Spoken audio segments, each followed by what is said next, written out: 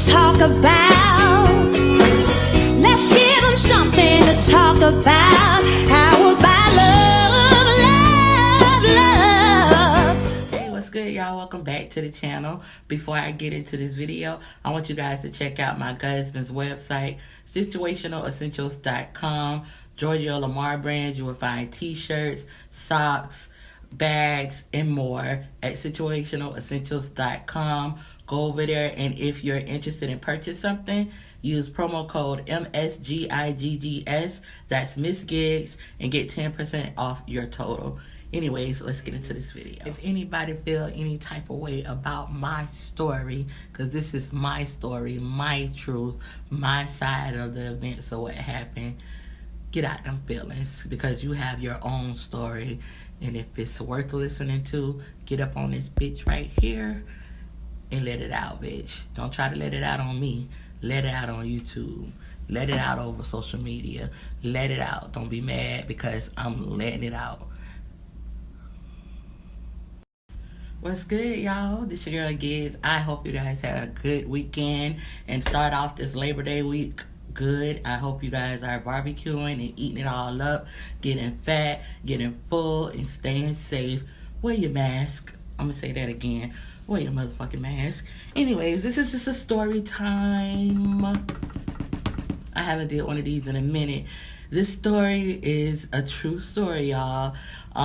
Before I get into it, I want to say no criminal activity was done in front of me throughout this whole relationship. This is about when I dated a Haitian Kingpin. We're going to call him King Zo. Yeah, it's because it fits the narrative. And it's 100% true, y'all. So picture it, bitch. This is like my early 20s. I think I just turned 23. Just got out of a relationship, just fresh out of jail, y'all. Got out of that relationship because the person that I was with did not support me while I was in that bitch. So, yeah, I left that nigga and I went to a club that my mom used to always go to. I found this out the other day. And the reason why I'm talking about this is because me and my mom was talking about him. So I said, I need to go ahead and tell this story.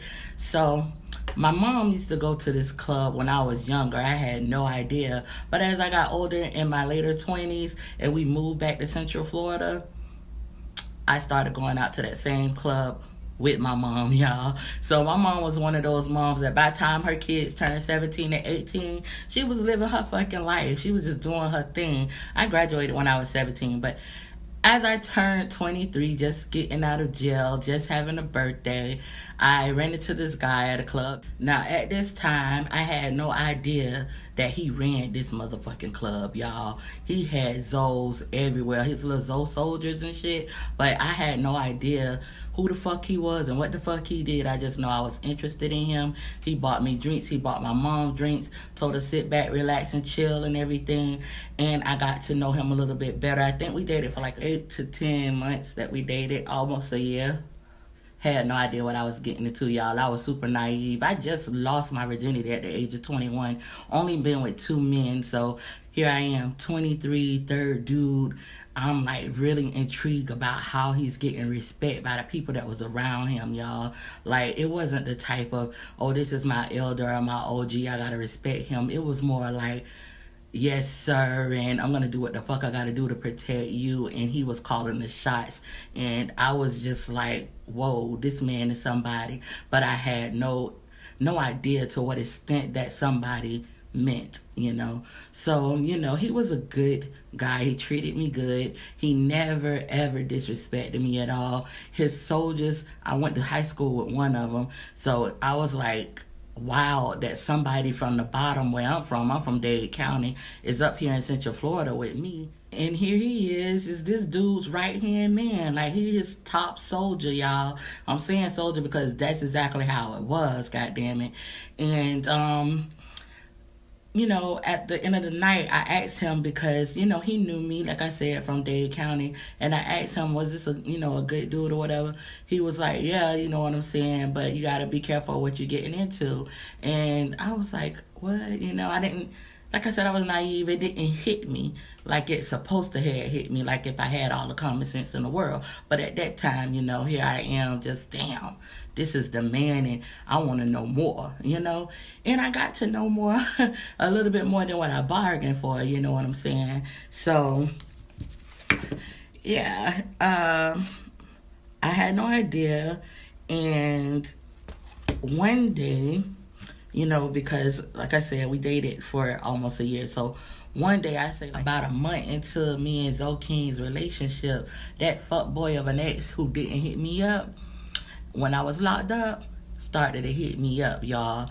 And I was like, you know, let me go ahead and tell him that I'm in a relationship. And I just, you know, he just wanted to get closer. So I said I was going to drive my vehicle to the club and not ride with Zoking, because I used to always ride with Zoking. But that night I decided to ride in my own vehicle, and I wanted to get there early. And I know y'all probably be like, okay, how did he know about the club? Okay, I met him at the club as well. That fuck boy, I met him at the club as well, y'all. I was just meeting niggas at the club and shit. So that's just how my boyfriends came about at the motherfucking club. So anyways, I met him in a parking lot, and we started to talk about what we been through, and you know what he felt and what I felt. And we decided to go ahead and mutually move the fuck on, although I already moved the fuck on, you know what I'm saying? And so he was in my car. Like he got out of his vehicle and got in my vehicle because I came to the club early so we can end it, and then for the rest of the night I'd be with Zoking. So he got out of my car. Obviously, and I found this later on, one of Zoking's homeboys seen a nigga getting out of my car. So, you know, I go in the club, and I'm, you know, waiting on Zoking. I see him in the club, and he doing his thing, and I'm just like, okay, I'm not even gonna pay this nigga no attention because I really want him to know that I'm moving the fuck on. And so I'm with Zoking the whole night. Had a good, amazing night. Even ended up in a hotel getting dick the fuck down. But maybe a week or two later, after that night, I'm asleep. I'm in my shit. I get a fucking phone call, and it's about, 2, 3 in the morning, and it's my ex, the fuck boy, and he like, bitch, you set me up, and these niggas jumped me, and this and that, and this and that, and I'm like, what the fuck are you talking about? I have no idea what the fuck this nigga was talking about, and I was like, hold on now, because you calling me with the wrong fucking energy. Calm the fuck down and tell me what's going on, because we always was able to just talk. I'm the type of person that would talk shit out than have conflict. So he calmed the fuck down, and he told me what the fuck went on. My homeboy,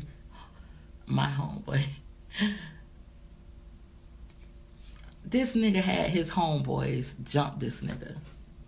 I did not know nothing about this. I had no idea that this was gonna go on. So, like I said, no criminal activity done in front of me. This was pause for the cause.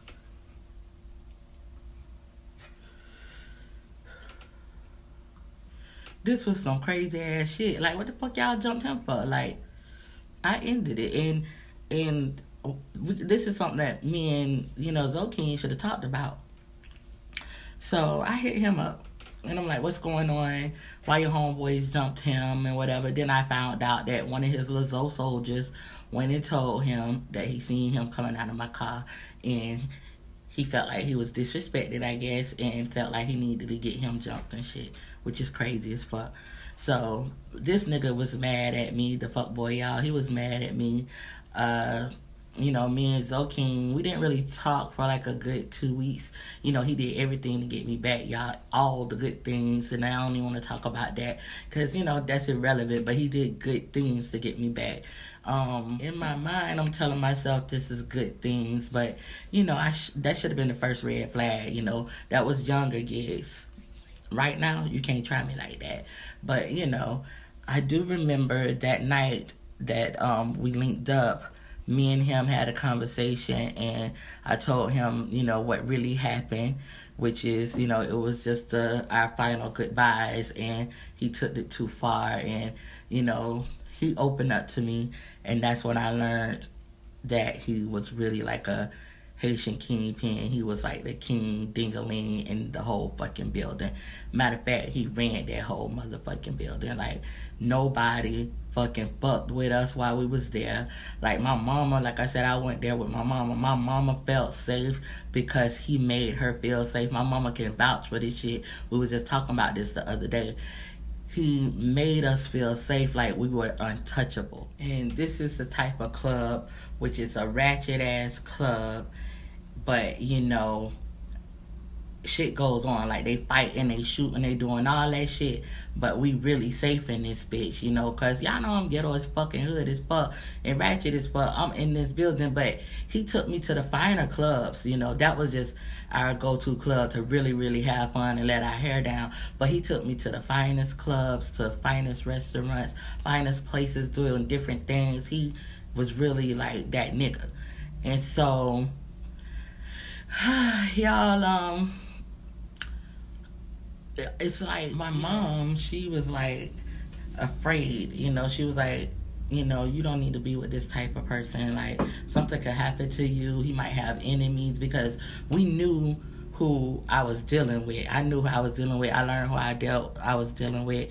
And I know that this man has power, like different types of power and shit, and I shouldn't be involved in nothing. And I should be with somebody different. I knew that it was time for me to get out of this relationship.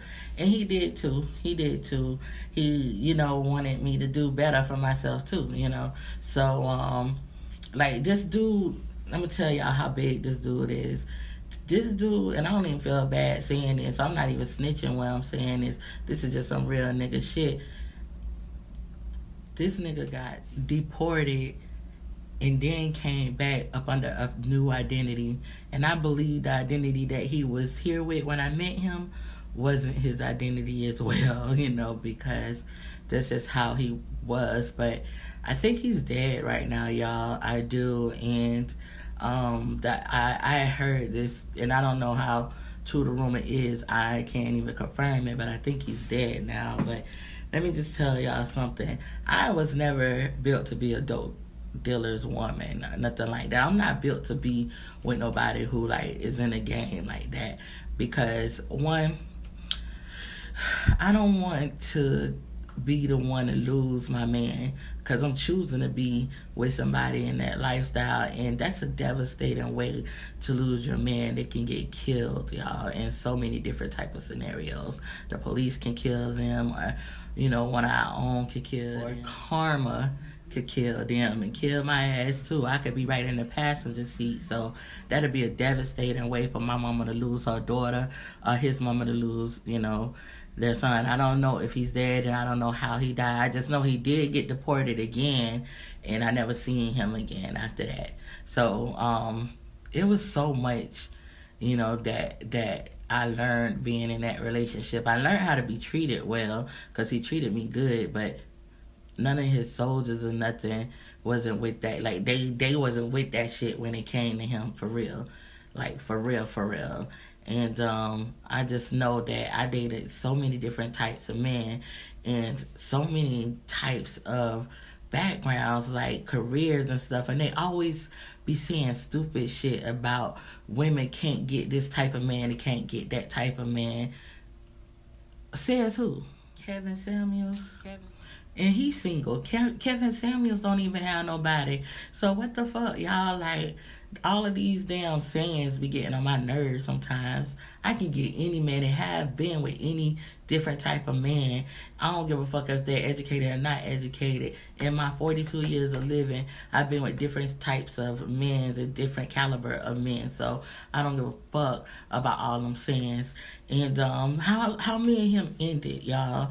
How me and him ended, he did get deported, but me and him ended before he got deported. Like I said, he wanted better for me. I got a job at Sprint, and I was doing good. I was getting overtime and everything. So I was working like 2 jobs in the beginning when I first got the job at Sprint, at a toll plaza. And like our quality time got low. You know, we was not seeing each other. He was doing his thing a lot and I was doing my thing a lot, and it was times we'll just hook up, but you know, I stayed in a different county than he stayed in, so it just, you know, our relationship kind of like fizzled out, but we still stayed in contact and remained friends. Like I even started another relationship. You know what I'm saying? So that's the little story about me, y'all. Hold on. Me and Izzo King, like that did was good, y'all.